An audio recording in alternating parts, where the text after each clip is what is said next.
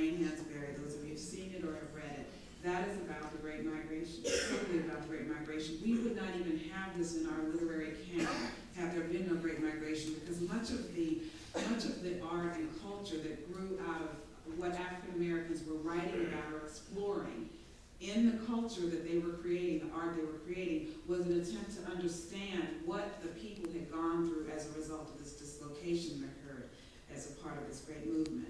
When it comes to music, music simply would not be what it is today had there been no Great Migration, and that's not in any way an exaggeration. Motown simply wouldn't have existed, and that's because Berry Gordy, his parents migrated from Georgia to Detroit, where when he became a young man, he decided he wanted to go into music, but he didn't have the funds to go all over the country scouting the best talent. And so what he ended up doing was he looked around himself and he saw the children who happened to have been children of the Great Migration, meaning people whose parents had come up to Detroit from the South, as his parents had.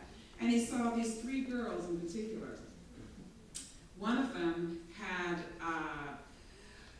she had more personality than even the voice that she had. In other words, she was full of personality, not necessarily the strongest voice. She had two friends, Mary Wilson and Florence Ballard, and I think you know who I'm speaking about.